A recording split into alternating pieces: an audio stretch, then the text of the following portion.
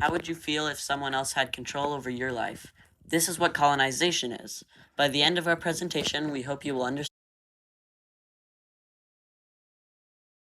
How would you feel if someone else had control over your life? This is what colonization is. By the end of our presentation, we hope you will understand the effect, cause, and hopefully the solution of colonization. Colonization is a very big problem. It plagued our world for over half a millennia, maybe more. Examples include the expansion west of Europe, the European takeover of Africa, and the Siberian colonization from Russia. Colonization, as we stated before, is when a territory is taken over by another country and given no access to the government. This meant that later, as they developed, they became dependent on the countries in control. We chose this topic because it intrigued us and we wanted to learn more about colonization and especially the solution. Speaking of the solution, what exactly is the solution? The solution is decolonization, which is when a country or territory is given free reign of what it does and gets to decide what to do with politics and other topics. This is the solution that the UN uses and the solution we agree with. So, a little bit about decolonization for the few listeners. Well, one, decolonization is especially the act of, the act of taking over land and making colonies on top of previously owned land, like land of the First Nations. So, in short, it's the act to steal land and kick the previous owners off of it. So, that means that colonization is bad, right? Yes, decolonization is never a good thing. However, the leading country does get benefits for making colonization on the colonized country. How so? Well, the colonized country may be required to give resources they earn to the superior country and pretty much do slave work for the superiors.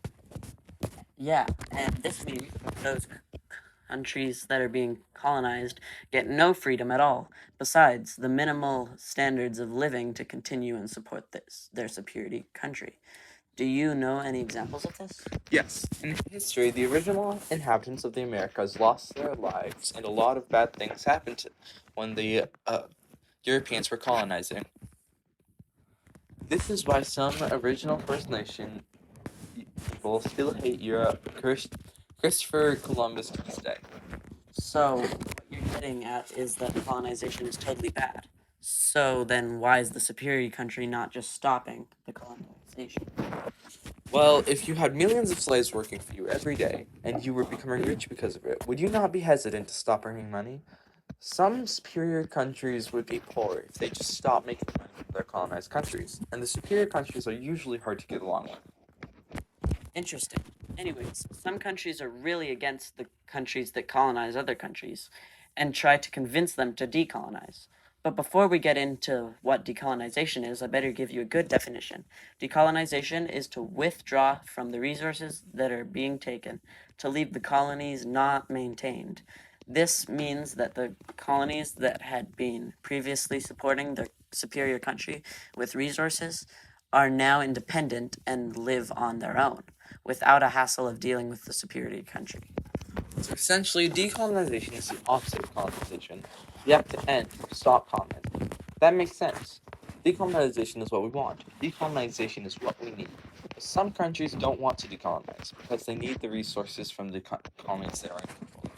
Yeah, that's really the basics of it, where colonization is the problem and decolonization is the solution. That means that decolonization is the solution to colonization. Yes, that is true. But I do have another question.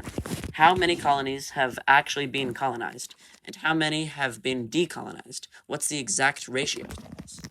So I don't exactly know. There have been so many territories that have been colonized and decolonized. It is hard to keep track of them all, but I do know that only 17 colonized territories out there haven't been decolonized, with a combined total of less than 2 million inhabitants. So, if there are a few colonized territories, why is colonization still a problem? The impact of colonization that the impact that colonization has had on these colonies is substantial, and organizations like the UN, who are trying to bring peace to the world, are angry and frustrated at nations who have refused to decolonize their territories.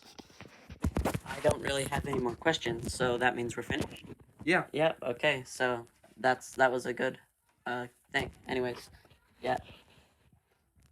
There's that word again.